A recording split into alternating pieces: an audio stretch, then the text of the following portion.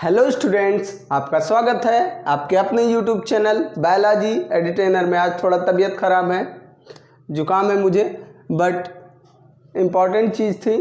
एक टॉपिक बचा है एक्सक्रीशन फर्स्ट चैप्टर में, तो मैंने कहा मैं उसको भी जल्दी से कंप्लीट करा दूं। उसके बाद में आपको रिवीजन भी कराना है, इम्पॉर्टेंट क्वेश्चंस भी देने हैं। तो इससे पहले हमने डाइजेशन के 5 वीडियो बनाए हैं। ओवरऑल कॉन्सेप्ट मैंने कंप्लीट किया है। उसके बाद में रेस्पिरेशन के 7 वीडियो हैं। उसके बाद में फिर फोटोसिंथेसिस यानी कि प्लांट फिजियोलॉजी का पूरा पार्ट मैंने बनाया है, 5-6 वीडियो वहाँ पर भी हैं। सर्कुलेशन के करीब 7 वीडियो बने हैं। तो ओवरऑल आपके 16-17 वीडियो बन चुके हैं, ठीक है। तो अगर उन वीडियोस को आपने अभी तक नहीं देखा है तो लिंक डिस्क्रिप्शन में मैं दे रहा हूं, वहां जाके आप देख सकते हैं। और मैं आपको विश्वास दिलाता हूं कि 100% बायोलॉजी के जो सिलेबस हैं आपके 9th और हाई स्कूल क्लास के सीबीएसई बोर्ड और आईसीएसई बोर्ड के बच्चों के लिए वो कवर अप होंगे। और साथ ही साथ जो बच्चे नीट की तैयारी कर रहे हैं उनके लिए मैं क्वालिटी कंटेंट देने का प्रयास करूँगा, ठीक है। तो इतनी सब चीज़ों के बाद अब हम एक्सक्रीशन की तरफ बढ़ रहे हैं। एक्सक्रीशन क्या है? एक्सक्रीशन का एक वीडियो ऑलरेडी मैंने डाल दिया है, इंट्रोडक्शन वाला। फिर से मैं आपको बता रहा हूँ कि एक्सक्रीशन होता क्या है, ठीक। तो जैसे हम लोग कुछ भी खाते हैं, कुछ भी पीते हैं या रेस्पिरेशन करते हैं, तो सब कुछ हमारी बॉडी में एवरीथिंग यूजफुल नहीं होता है, कुछ ना कुछ वेस्ट भी होते हैं। तो ये वेस्ट हमारे बॉडी के लिए क्या है? हार्मफुल है। तो अगर ये हार्मफुल है तो इनका बॉडी से बाहर निकलना जरूरी होता है। तो इसी रिमूवल की प्रोसेस को क्या कहते हैं? एक्सक्रीशन कहते हैं। It means removal of harmful waste from body. This process is called excretion. यानी बॉडी से हार्मफुल वेस्ट का बाहर निकलना, इसको क्या कहते हैं? एक्सक्रीशन कहते हैं। क्लियर हो गई बात? अब क्या क्या है एक्सक्रीटरी प्रोडक्ट? कार्बन डाइऑक्साइड जो कि रेस्पिरेशन का एक्सक्रीटरी प्रोडक्ट होगा। यूरिन होगा, क्या होगा? यूरिन में आपका यूरिया, यूरिक एसिड, अमोनिया, ये सारे क्या हैं? ये सारे हमारे एक्सक्रीटरी प्रोडक्ट हैं जो कि हमारी बॉडी से बाहर निकलेंगे by the process of excretion. Clear? तो अब ये एक्सक्रीशन की प्रोसेस जो है ये हमारे बॉडी में कैसे होती है, किन सिस्टम्स के थ्रू होती है? जैसे हमने सर्कुलेशन, पूरा सर्कुलेटरी सिस्टम पढ़ा, डाइजेस्टिव सिस्टम पढ़ा, और साथ ही साथ हमने रेस्पिरेटरी सिस्टम पढ़ा, ठीक। तो ये जो रेस्पिरेटरी सिस्टम है, सर्कुलेटरी सिस्टम है, डाइजेस्टिव सिस्टम है, ये सारे क्या है? कई सारे ऑर्गन्स एक ग्रुप में सीरीज में लग करके काम करते हैं, तब पूरा एक लाइफ प्रोसेस कंप्लीट होता है। बिल्कुल वैसे ही एक्सक्रीशन में भी सीरीज में ऑर्गन्स जुड़े हुए होते हैं और बनाते क्या है? एक्सक्रीटरी सिस्टम बनाते हैं। क्लियर हो गई बात? तो हमें अब एक्सक्रीटरी सिस्टम को पढ़ना है। तो अगर हम एक्सक्रीटरी सिस्टम की बात करें तो एक्सक्रीटरी सिस्टम में क्या होता है देखते हैं। तो अब जो एक्सक्रीटरी सिस्टम है उसमें हमारे पेयर ऑफ किडनीज पाई जाती हैं। क्या होती हैं? Pair of kidneys. ये किस शेप की होंगी? ये बीन शेप की होंगी। कैसी होंगी? बीन शेप की होंगी। और किस में होंगी? पेयर में होंगी। ये किडनीज जो होती हैं, इन्हीं किडनीज से ट्यूबुलर स्ट्रक्चर्स अराइज होते हैं। कैसे स्ट्रक्चर्स अराइज होते हैं? ट्यूबुलर स्ट्रक्चर अराइज होते हैं, जिनको क्या कहा जाता है? यूरेटर कहा जाता है। तो ये हमारी क्या है? ये और ये जो बीन शेप की है, ये क्या है? ये हमारी है किडनीज। क्या है? किडनीज, ठीक है। किडनीज से ट्यूबुलर स्ट्रक्चर अराइज होते हैं और वो कहाँ ओपन होते हैं? एक मस्कुलर पाउच में ओपन होते हैं। कहाँ पे ओपन होते हैं? मस्कुलर पाउच में ओपन होते हैं। क्लियर?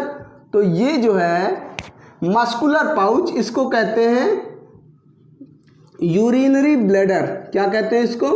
Urinary bladder. क्या कहेंगे? Urinary bladder. क्लियर हो गई बात? ये क्या है? जो किडनी को और यूरिनरी ब्लैडर को कनेक्ट करने का काम करेगा एक ट्यूबुलर स्ट्रक्चर, इसको क्या कहेंगे? यूरेटर। क्या बोलेंगे? यूरेटर। और ये है हमारी किडनीज, ठीक। तो ये जो हमारी किडनीज हैं ये पेयर में है। किस में है? पेयर में है। साथ ही साथ कैसी हैं? बीन शेप की हैं। कैसी हैं? बीन शेप, यानी बीन के शेप की है। ठीक, इन्हीं से ट्यूबुलर स्ट्रक्चर अराइज होते हैं या ट्यूब अराइज होती है। ये लॉन्ग ट्यूब होती हैं जो कि मेम्ब्रेनस होती है, इनको कहते हैं यूरेटर। यूरेटर भी हमारे क्या है, पेयर में है, ओपन किस में होते हैं, यूरिनरी ब्लैडर में। अब ये यूरिनरी ब्लैडर क्या है, मस्कुलर है, क्या है, मस्कुलर पाउच, क्या है, मस्कुलर पाउच। ठीक, ये ओवरऑल हो गया आपका क्या, स्ट्रक्चर। अब इतने में हो गया, ऐसा नहीं है, इसमें से क्या है कुछ स्ट्रक्चर और अराइज हो रहे हैं। देखिए 2 टाइप के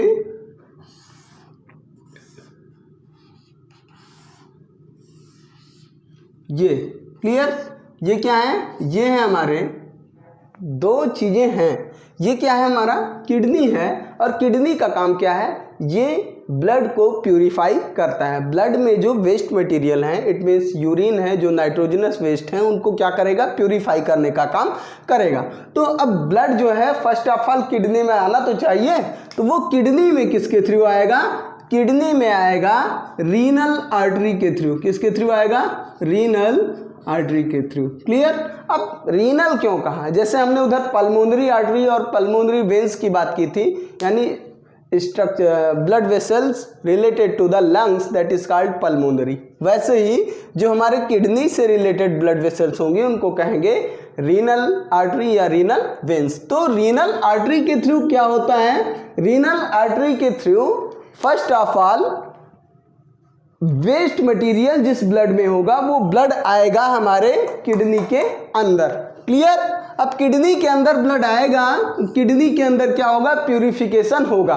अब ये प्यूरिफिकेशन किसके थ्रू होगा, तो कुछ यूनिक स्ट्रक्चर्स होते हैं किडनी के अंदर, इनको कहते हैं नेफ्रॉन। क्या बोलते हैं, nephron. Nephron is the structural and functional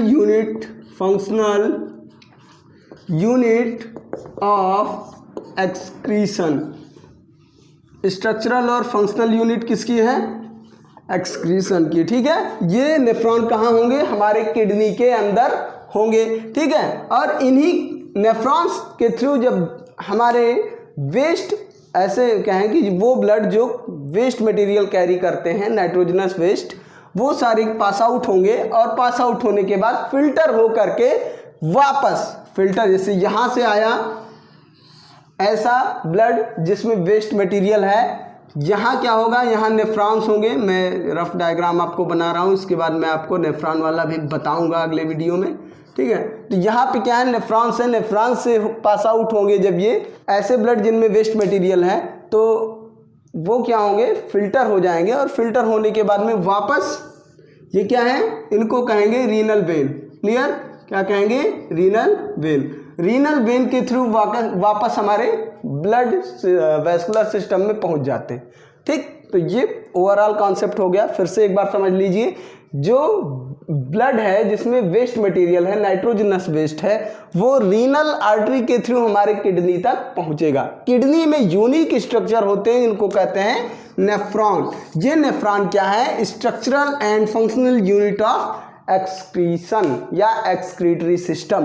clear. तो यहाँ से जब ये ब्लड पास आउट होगा तो फिल्टर हो जाएगा, और ब्लड क्या हो जाएगा, क्लीन हो जाएगा, और क्लीन होने के बाद इधर रीनल वेन के थ्रू वापस कहाँ चला जाएगा, जो काम इधर हो रहा है वही काम सेम इधर भी हो रहा है। किडनी हमारी पेयर्स में है और दोनों जगह एक ही काम हो रहा है। तो रीनल वेन्स के थ्रू वापस क्या हो जाता है, जो प्यूरिफाइड ब्लड है वापस सर्कुलेटरी सिस्टम में चला जाता है। तो ये पूरा काम होता है। अब अगली चीज, यहाँ से जो हमारा वेस्ट मटेरियल है, किडनी से ब्लड प्यूरिफाई होके तो वापस चला गया, लेकिन जो वेस्ट है, क्या वेस्ट में क्या, वेस्ट में हमारे यूरिया होगा, यूरिक एसिड होगी, ठीक है, कुछ साल्ट होंगे, ये सारे क्या है, वेस्ट हैं। तो ये ब्लड तो प्यूरिफाई होके रीनल वेन के थ्रू वापस सर्कुलेटरी सिस्टम में चला गया, बट जो वेस्ट मटेरियल है वो यूरेटर, दोनों यूरेटर के थ्रू कहाँ आके स्टोर हो जाएंगे, आके स्टोर हो जाएंगे हमारे यूरिनरी ब्लैडर में। अब यूरिनरी ब्लैडर में जो वेस्ट मटेरियल आया, इनको कहेंगे यूरिन। क्या बोलेंगे, यूरिन। क्लियर। और अगली ओपनिंग जो हमारे बॉडी के बाहर होती है इसको कहते हैं यूरेथ्रा। क्या बोलते हैं? यूरेथ्रा। क्लियर? तो ये जो ओपनिंग है, ये ओपनिंग क्या है? यूरेथ्रा है, जो कि कहाँ से ओपनिंग निकल रही है? ये यूरिनरी ब्लैडर से निकल रही है। यूरेथ्रा से जो यूरिन है हमारी बॉडी से बाहर निकल जाता है, यानी एक्सक्रीट आउट हो जाता है हमारी बॉडी से। तो स्टार्टिंग कहाँ से हो रही थी हमारे? अब ये पहली चीज तो ये कि वेस्ट मटेरियल फिल्टर कहाँ हुए? किडनी के अंदर हुए। किसके थ्रू हुए? नेफ्रॉन के थ्रू हुए, जो कि यूनिक स्ट्रक्चर्स हैं। कहाँ पाए जाते हैं? हमारे किडनी में पाए जाते हैं। फिर उसके बाद रीनल वेन के थ्रू जो प्यूरिफाइड ब्लड है वापस सर्कुलेटरी सिस्टम में चले गए। जो वेस्ट है वो यूरेटर के थ्रू आके यूरिनरी ब्लैडर में स्टोर हो गए और फिर यूरेथ्रा के थ्रू बॉडी से बाहर निकल गए। ये तो सिंपल मैकेनिज्म हो गया। अब आपके दिमाग में ये बात आ रही होगी कि ये जो वेस्ट है, ये वेस्ट आए कहाँ से? हमारे ब्लड के अंदर। क्लियर? तो इसको जानने से पहले आपको ये जानना जरूरी है कि हम जो फूड लेते हैं वो फूड 100% हमारी बॉडी यूटिलाइज नहीं कर पाती है। ठीक है? उसमें वेस्ट मटेरियल भी होते हैं। आप जैसे आप प्रोटीनस सब्सटेंस लेते हैं, एमिनो एसिड का बना होता है प्रोटीन। ठीक है? तो उसमें कुछ नाइट्रोजनस वेस्ट आपको मिल जाएंगे। अलग अलग टाइप के फूड स्टफ्स जो हमारे होते हैं उनमें अलग अलग टाइप के वेस्ट होते हैं। तो जब एब्जॉर्प्शन की प्रोसेस होती है तो एसिमिलेशन में क्या हो रहा है? जितने भी डाइजेस्टेड फूड हैं वो सेल के पास जा रहे हैं और वहाँ पे क्या हो रहा है? रेस्पिरेशन, सेलुलर रेस्पिरेशन हो रहा है। बट जो चीज़ें वेस्ट हो गई वो भी हमारे ब्लड में ही तो हैं, तो वो कहाँ से पास आउट होंगी? वो हमारे किडनी से पास आउट होंगी और नेफ्रॉन के थ्रू क्या हो जाएंगी? फिल्टर हो जाएंगी। ये हो गई बात। ठीक? तो अब ओवरऑल चीज़ें आ गई। हम जो फूड मटेरियल लेते हैं, फूड मटेरियल जो है, फूड मटेरियल से भी वेस्ट निकलते हैं, जैसे कि नाइट्रोजनस वेस्ट, और रेस्पिरेशन प्रोसेस के थ्रू भी वेस्ट मटेरियल निकलते हैं, लाइक दैट कार्बन डाइऑक्साइड। और सब जाके कहाँ स्टोर होते रहते हैं? हमारे ब्लड के अंदर। ठीक है? और फिर प्यूरिफाई कहाँ से होते हैं? प्यूरिफाई होते हैं हमारे एक्सक्रीटरी सिस्टम, यानी पेयर ऑफ किडनीज से। ठीक है? तो अब एक कॉन्सेप्ट रह गया। आपके दिमाग में ये बात आ रही होगी कि यहाँ पे जो नेफ्रॉन के थ्रू फिल्ट्रेशन हुआ, ये फिल्ट्रेशन का मैकेनिज्म क्या है? ठीक है?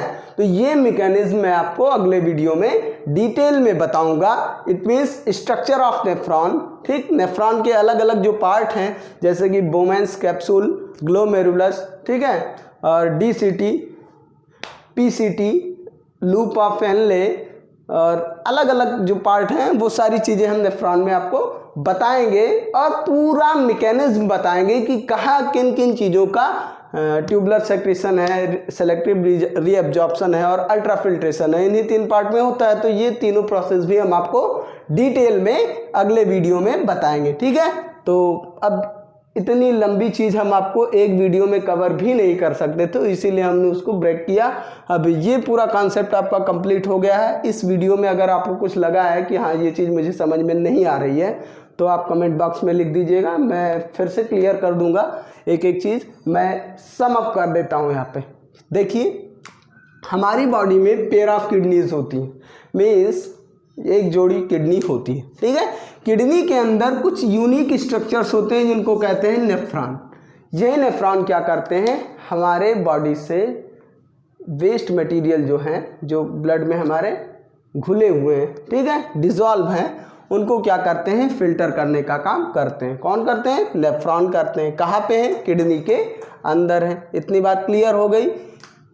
किडनी से एक आर्टरी और एक वेन, आर्टरी जो है उसको कहेंगे रीनल आर्टरी, और जो वेन जुड़ी है उसको कहेंगे रीनल वेन। रीनल आर्टरी जो है वो डर्टी ब्लड को लेकर के आएगी जिसमें नाइट्रोजनस वेस्ट है। क्लियर?